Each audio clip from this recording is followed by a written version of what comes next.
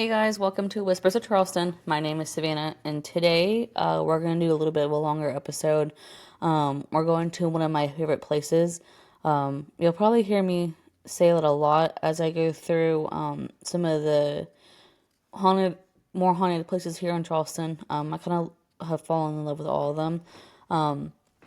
So I'm going to do a little light housekeeping. I have a lot of people I gotta say thank yous for using some of their information.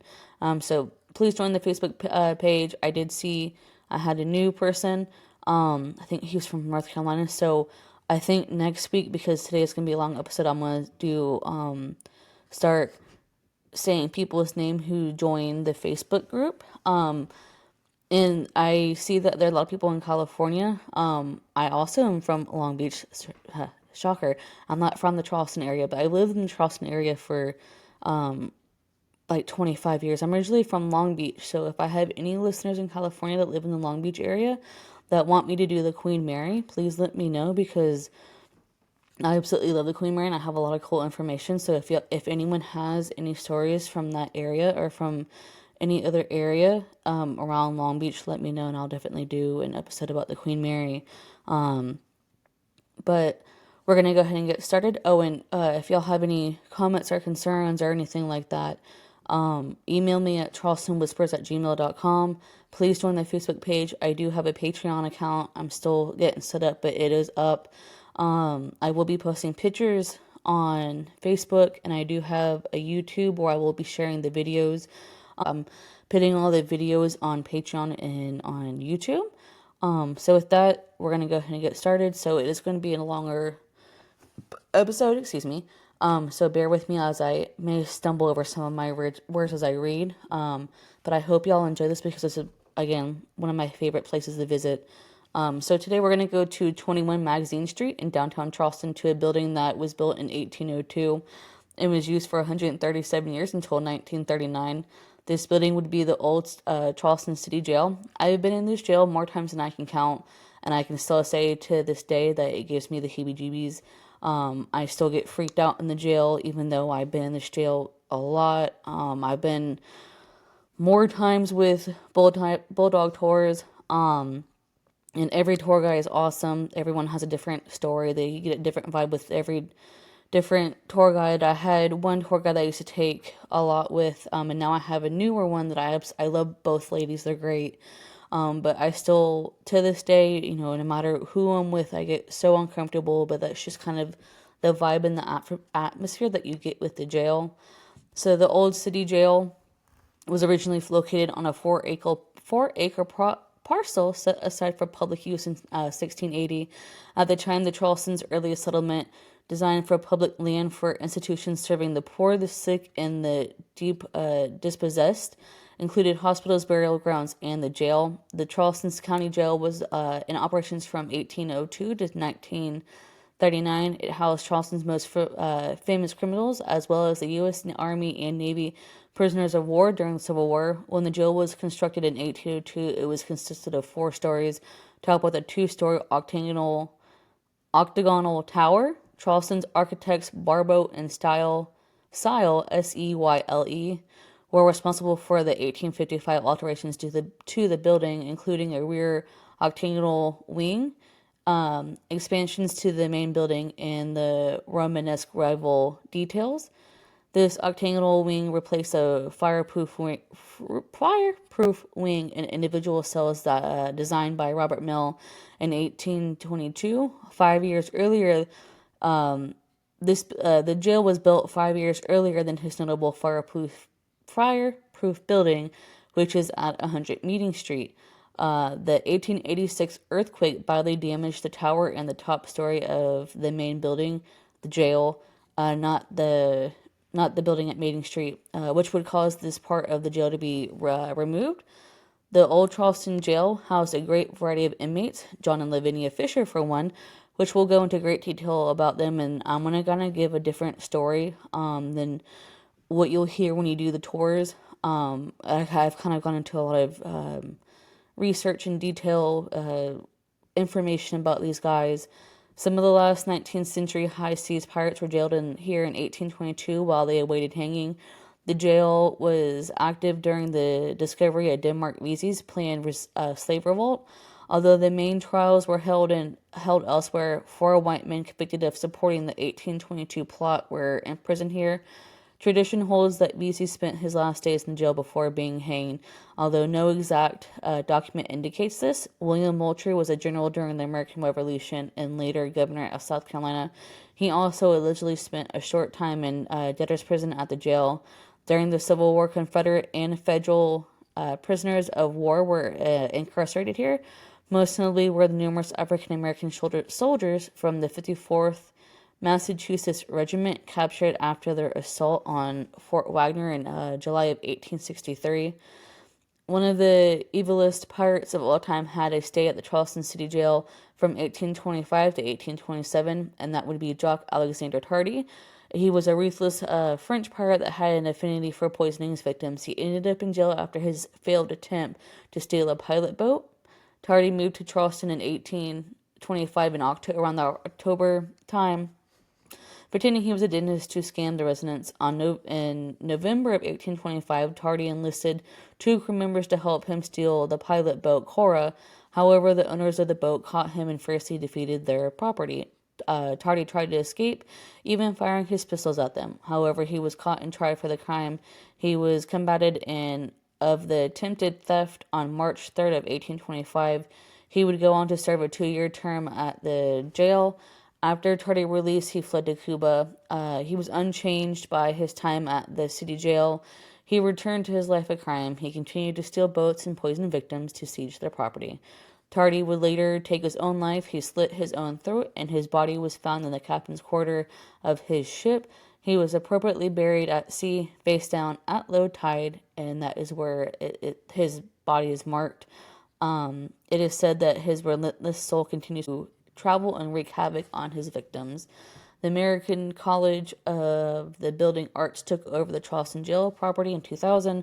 They created a preservation plan in an attempt to ensure that the structure remained intact. This was difficult because of the unique structure and the skills needed to preserve it. The college moved out in 2016 when the grounds were sold to a private developer. However, the structure remains a historical landmark. It is an ongoing project of the National Trust for Historic Preservations, and I think a different private owner now owns the building, but you can still do tours.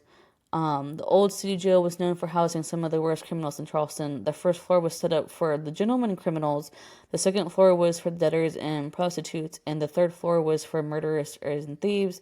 There was a fourth floor, but that fourth floor was ruined by the 1886 earthquake, and they say a lot of the mentally insane and the mentally unwell were housed on that fourth floor. So unfortunately, because of that floor is no longer there, those mentally unstable people were moved to the third floor, and there is a lot of more scarier activity that happens on that third floor. Not demonic, but it feels demonic.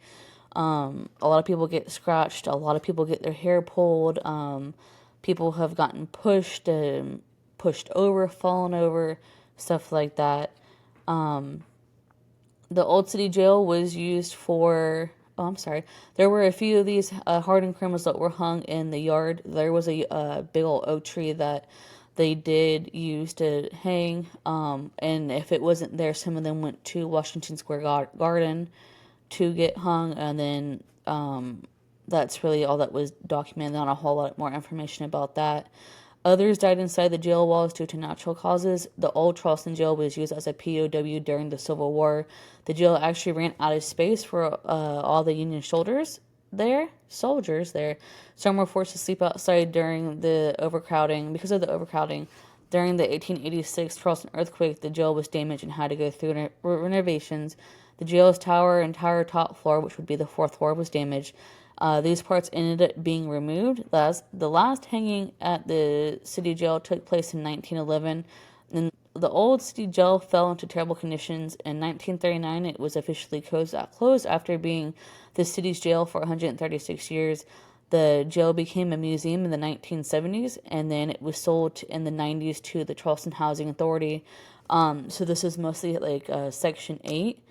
And a lot of these people in that area, not just, across the street, but all around the jail have seen a lot of stuff happen, have seen stuff, heard stuff, been witness to stuff. The police get called out quite a bit to the jail as well because of issues that are seen. It became the American College of the Building Arts, and it's not used to show students about. It was used to show students about restoring historic buildings. The jail is still being used, and those who have come inside all have a tale to tell.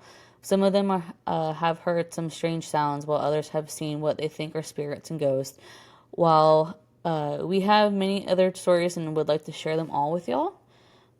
The Charleston Jail has quite the haunted history. Much like the many other haunted places in Charleston, the jail used to be a hospital, a poorhouse, and later a home for runaway slaves. Over 10,000 people have died in the building. Cellmates died from sicknesses, injuries, homicides, and executions. No wonder there are so many uneasy souls in here. When the jail finally became a place for the convicts, it was built to only house about 130 prisoners. At its busiest, it held about 350 inmates. There was clearly a problem with overcrowding, and conditions were not so good. So they say, but because of this overcrowding, that's where you get a lot of the negative spirits and a lot of the negative hauntings, is because so many people were so unhappy, not just because it being a jail, but because they were just mistreated more horribly than they should have been. So Denmark Vesey is another famous inmate at the Old City Jail. He helped form a rebellion from former slaves on Bastille Day.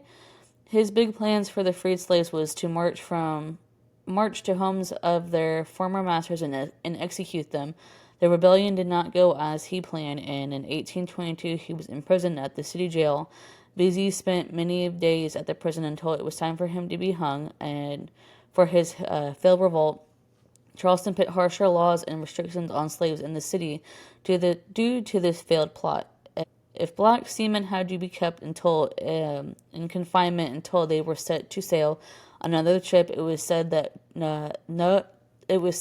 one or all of these prisoners still haunt the jail to this day. Excuse me, give me one second. There was no plumbing or electricity. And with no plumbing, that meant that there was no bathrooms. And with no bathrooms, that meant there was absolutely zero toilets. So because there was no toilets, that meant they had to go use the restroom right where they were in the cells, or in buckets, and dump the buckets outside the windows. So the windows had bars on them, but there was no glass. So I don't know if for all of y'all who have not been to the South, the summers get very hot, very muggy. It can be 90 degrees and we'll have about 110% humidity factor, so it feels like we're at about 110 to 115. The last 2 summers have been insufferable. Unfortunately, in the South, and especially in South Carolina, we don't get snow very often, so if it snows, that means that following summer is going to be incredibly hot, and then which means that the following winter is going to be very cold. And I don't know about y'all, but people in the South don't do very well in the cold, especially here in Charleston. We don't know how to drive in the snow. We absolutely hate it. We also hate the heat, but we most of us would take the heat over the snow any day. And any food was very hard to get and very far and few between. What little bit of food they did get was coarse bread, which was often known as animal feed, and sometimes the bread would be moldy or dry, and they would also get a cup of water. So a lot of the times this would create a cement-like block in their stomachs, and with this mixture of food and human waste, it would cause maggots in the jail. So if y'all are grossed out by maggots, I would probably skip ahead like 10 seconds because this part's going to get gross. Where was I? And with the mixture of food and human waste, it would create maggots in the jail. And of course, they didn't have any beds in the jail, so they would lay on the dirt or make pine straw or moss beds. Some moss is essentially has critters in it. And with these beds, it would be a breeding field for maggots, and at the time they said that the floor would crawl and move because of the maggots. So they said that at any given time, if you were to look down, it really looked like the floor was moving away from you, and that's because purely of maggots. So I can't imagine that. I work in pest control, and wasps freaking me out, but dealing with maggots, I think that'd be a whole different ball game for me. So now we're gonna get into the interesting part. So, this is gonna be solely my story and the information that I have been told, and I know. There are many different versions and stories of John and Lavinia Fisher. A lot of the stories that you hear, especially with ghost adventures, I don't think Zach painted a very pretty picture of Lavinia. But y'all form your own opinion. Do y'all do your own research? Go and look around. I mean, I'm definitely not dogging Bulldog Tours. They do a great job at the tours, but there's a lot more to John and Lavinia than what most people realize and think. So now we're gonna get into talking about them. There's a really famous woman, Lavinia, and her husband John. This isn't the story. This isn't the story that most people hear about them. So I'm going to go into the story the best I can with the information that has been told to me. There are a couple of sources I'm going to use. I suggest listening to the podcast Pleasing Terrors by Mike Brown. He does a great job about talking about these guys too. On top of talking about Lavinia and John, he does go into his personal experiences of the hauntings at the jail. He did use a Ouija board with the jail, so I highly suggest listening to that. It's a very good episode. There are two books that I highly recommend. I do know these people, and they're great people. The two books I highly recommend reading. The first one is The 6 Mile to Charleston: The True Story of John and Lavinia by Bruce Orr. Bruce Orr is a tour guide at Bulldog, as well as he was a private detective for Charleston. So he does a great job about going into detail about these guys. And also one of my favorite people, Joy J. Watson, wrote a book, and the book is called Speak for the Dead, A Tale of the Old Charleston District Jail. You can find both of those books on Amazon. Both these people are, all three of them are locals. They are all three of them are tour guides. Joy is probably one of my favorite people. I absolutely love her and her fiance. Unfortunately, they recently moved to Louisiana. But they're amazing tour guides, and Joy has done a great job really illustrating the jail and illustrating Lavinia. So I definitely give those books a listen, or go buy them and listen to Mike Brown. And if y'all are in Charleston, go to take both tours, and they do a great job. So anyways, if I find where I left off now. So it is said, so there we go. So it is said that Lavinia was a mixed woman. Her mother was an African slave that had an affair with a white plantation owner, and that's how Lavinia was conceived. It is said that when Lavinia's mother found out that she was pregnant, she obviously had to be, they found the affair was starting to become public. So it is said that Lavinia's mother was sold to John's uncle, and that's how that's kind of how the story kind of came to be. John then fell in love with Lavinia, and they ran off the Charleston area. They lived outside of Charleston, so it wasn't too far of an adventure for them. So John and Lavinia bought away for a house, and it was a 6 Mile Inn outside of Charleston. So back in the day, before they had in the major thoroughfares, you had the 6 Mile Inn, the 5 Mile Inn, the 4 Mile Inn, stuff like, they were where, boarding houses, or a lot of these merchants could stop and rest until they got into Charleston to sell their goods. But they're not sure the exact location of this inn. It is said that they were a part of an outlaw gang, but there's not any records on this. Men would stop at the inn as they traveled into Charleston to sell their goods. Lavinia was said to be a very beautiful woman and could stop men in their tracks. Now, There aren't any actual pictures of Lavinia, so we're not too sure what she looks like, but we can only go by Charleston lore and hearsay. It's like most of the southeast. We have a poisonous shrub called oleander. It's a flowering shrub that's in the dogbane family, also known as rosebay. This flower can cause heart issues, so the story goes that Lavinia would make oleander tea and offer it to the men who stop at the house. And when the men would go to their rooms, lay down in their beds, John would go to the basement and pull the lever, and the bed would drop, and hang on, guys. I can't read. Bear with me a second. I'm gonna make this bigger. I'm blind. Okay, let's see if this works. Probably gonna lose my spot. Okay, let's go there. I'm gonna enlarge that. I'm sorry, I should have done this before I started it. Bear with me. Let me see if I can find my spot. Okay. Wait, no, I lost it. Okay. Here we go. John would go to the basement and pull the lever, and the bed would drop, and there slides down the body. And at this point, the merchants would go into cardiac arrest because of the tea. And a lot of times they would drink 2 to 3 cups because it tasted so good. And there slides down the body, and John would be there to meet them with an axe and kill the traveling merchants. Now, these stories of John and Lavinia killing people aren't 100% true. I don't believe that they actually killed anyone, but I do believe that Lavinia did poison people, but I don't think she did anything outside of that.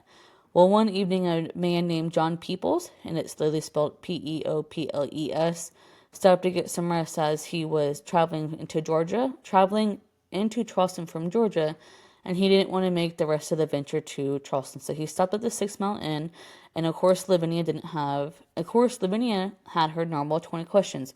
Who are you? What are you selling? What goods do you have? How much money do you have? Is anyone at home awaiting you? Will anyone miss you?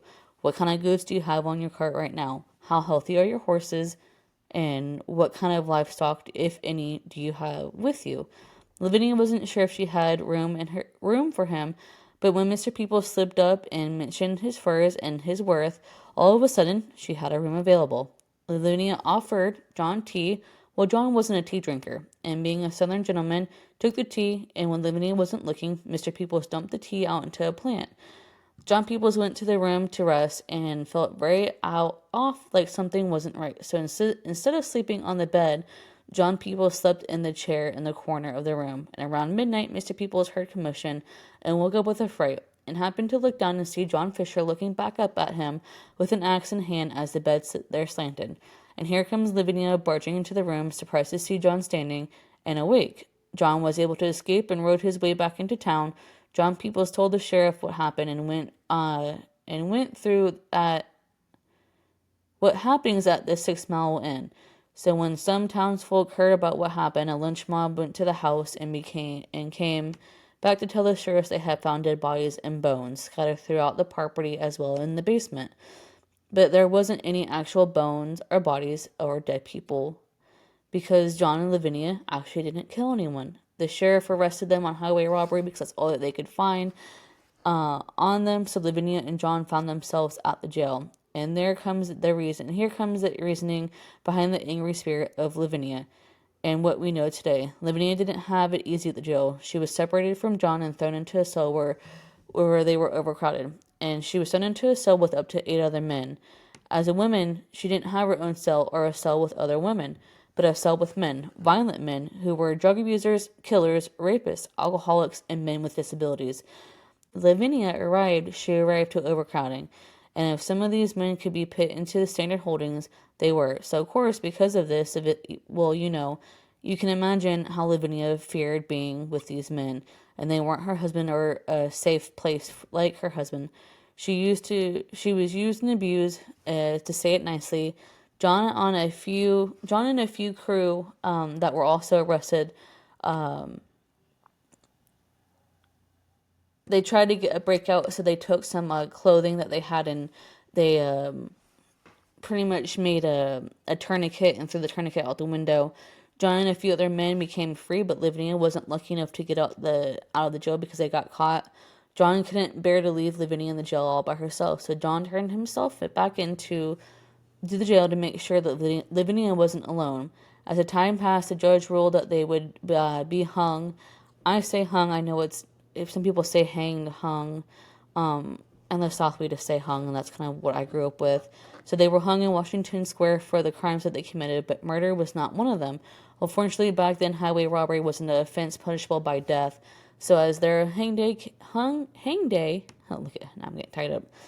The word spread very quickly through town. Everyone heard about a gorgeous, feisty woman who broke the law and was going to be hung and was going to be hanging. It was going to be the hanging of the century. The city had built a hangman's noose at Washington Square, just because it being so popular. They didn't want to have it at the jail and have a revolt at the jail or issues at the jail, so they decided to go to Washington Square to have it.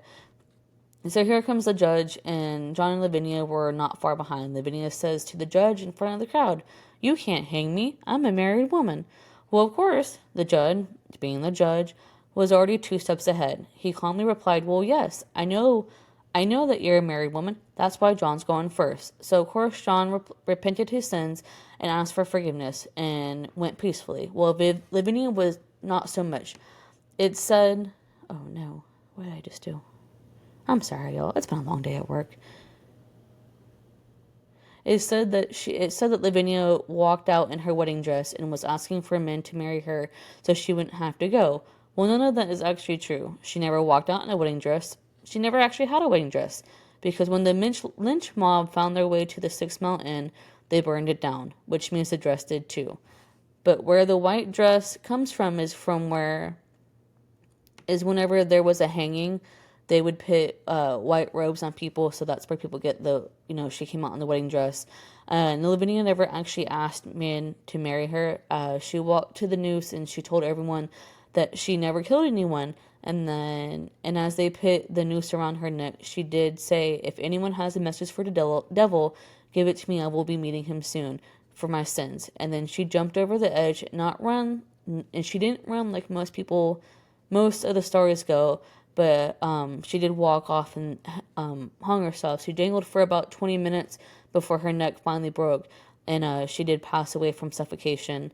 It is said that even though her neck was broken, she was still conscious, and then it was until she suffocated.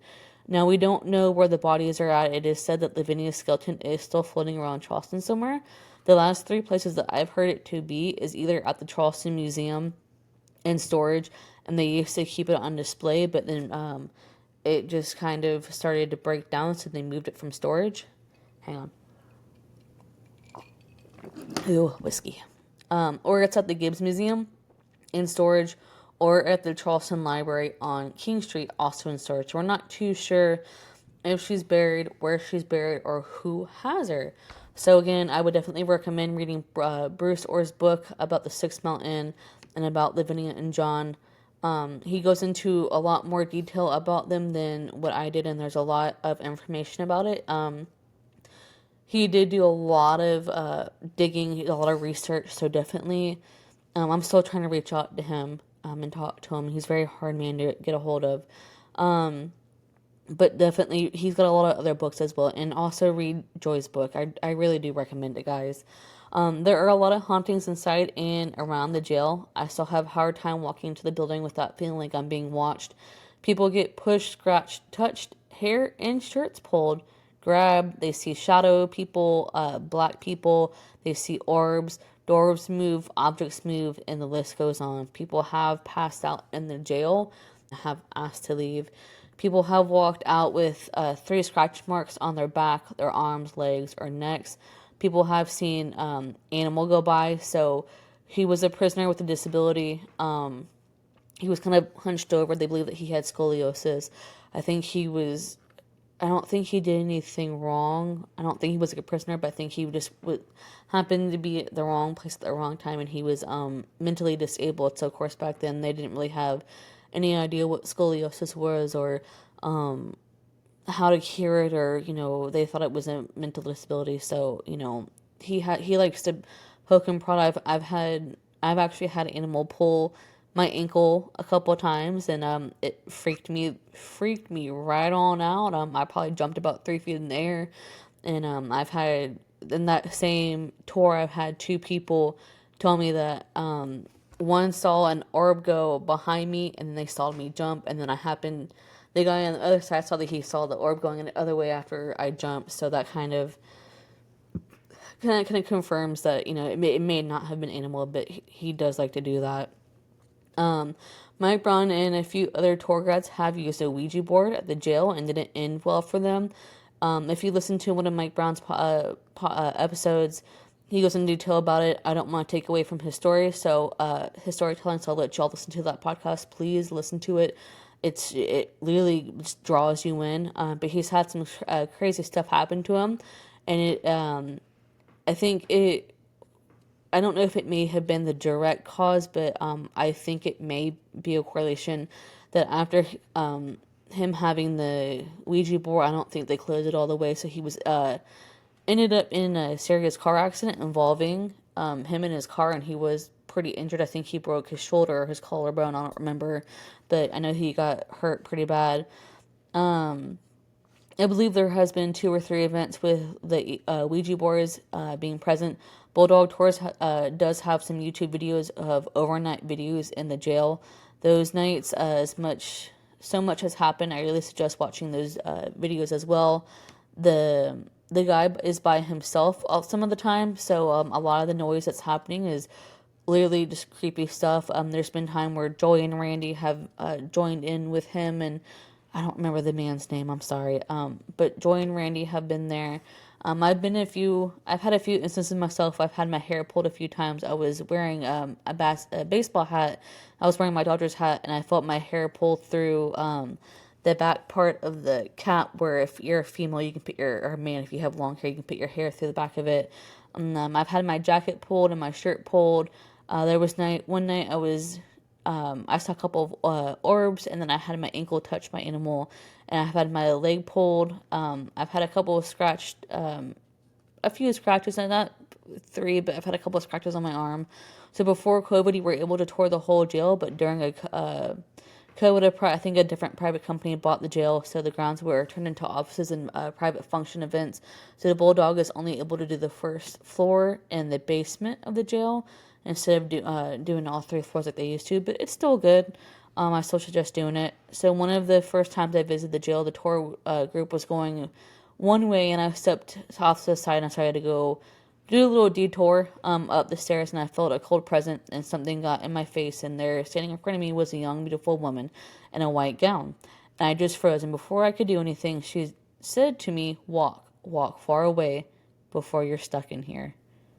And that's all that she said. She said it very calmly and matter-of-factly. And I turned around and bolted down the stairs, and I ran into the tour guide. And he looked at me and he goes, "So you saw her, didn't you?" And he goes, "Did she say anything to you?" And I couldn't talk, and so he said to me, "You're staying with me the rest of the tour, because it's about to get crazy in here." And sure enough, the rest of the night, doors slammed shut, people got touched, a flashlight didn't work right. A couple of the guys' arms kept getting touched, and one guy got pushed so hard he fell into the wall. Trip, but we were in one of the flat rooms. And then the tour guide goes to everyone and looks at the ceiling. Oh, hang on, I lost my spot. The guy's arms kept getting touched, and one guy got pushed. And the tour guide goes to everyone and looked up at the ceiling and goes, "If y'all don't stop and don't leave them alone, we ain't never coming back. So knock it off, or I'm gonna get the sheriff." And sure enough, that lasted about 10 minutes. It was about the last 10 minutes of the tour, and the rest of the tour was quiet. Nothing else happened. And the only person that got bothered the rest of the tour, the last few minutes of the tour, was a few shirt pulls and a few tugs of the hair. But other than that, it wasn't anything major like that had been happening the rest of the night. But I don't know if it was Lavinia, but there's no pictures to verify what she looked like. But this was a gorgeous woman, and what I could see of her face in the dark was definitely eye-opening. And when I say I jumped, I think I probably jumped down 4 4 or 5 steps, and if I run, you'll be better be running too. I don't run, so for me to bolt into the tour guide, and he was like, "Yo, yeah, you saw her. You definitely had an encounter with Lavinia, so you're gonna stay with me the rest of the night. I'm not gonna let you out my eyesight." There have been pictures. So this is the creepy part. This is, still to this day when I hear the story or see the pictures, I just get very freaked out and very uncomfortable. There have been pictures of men standing up on the third floor. They're thinking that maybe it could have been the fourth floor, where these pictures are coming. Or not, they're not sure if who these people are, but up on the third floor there was chains, so all the people who were like really hardened criminals were chained to the floor. Unfortunately, sometimes they were African Americans. Not all of them, but a select few of them.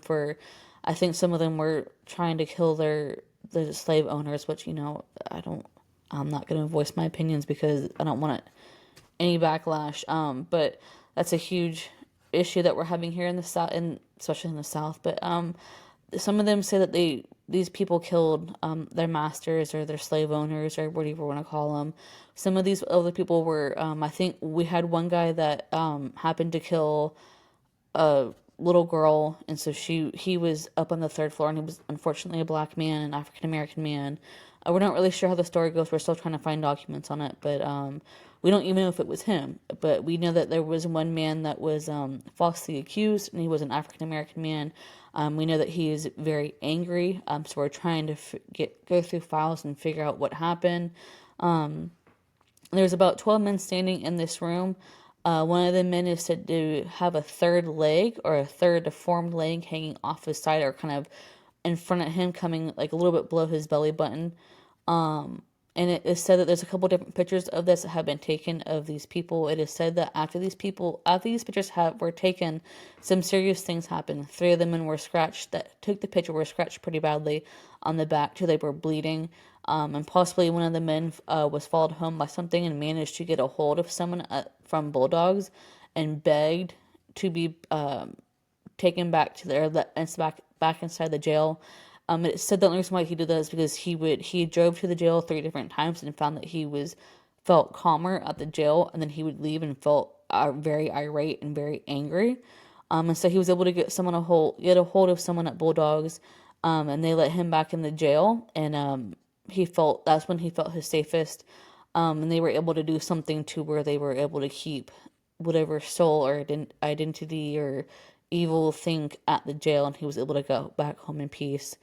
And one of the women had her hair severely pulled to where it was literally like a clump of hair, almost like if you have long hair, if you brush it first thing in the morning, sometimes like after having it up all night, if you brush it, you get the knots and you have like a clump of hair, and they say it was bigger than that. It was a pretty massive clump of hair on the floor.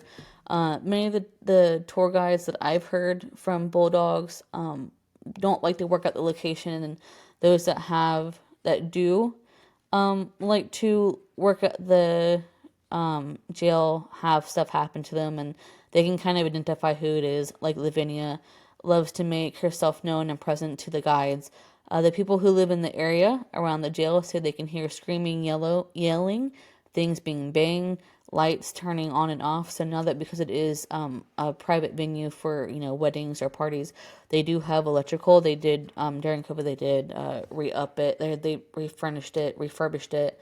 So there are lights now. The police do get called out a lot, quite often, and they can never find anything. And there are select few police officers for the Charleston who absolutely refuse to go to the jail. Some are just kind of like, okay, well, we'll go take care of it. We're not bothered by it. And they get called out because of lights flickering, noise complaints, and a lot of times they feel uneasy being around the building. The jail has a mind of its own. The jail has never been a quiet place. There's always something happening, and they're always looking for the next person to poke. But the question is, are you brave enough to be that next person to be poked? This building is one of those haunted buildings that just draws you in and constantly has you wanting more. But can turn on you?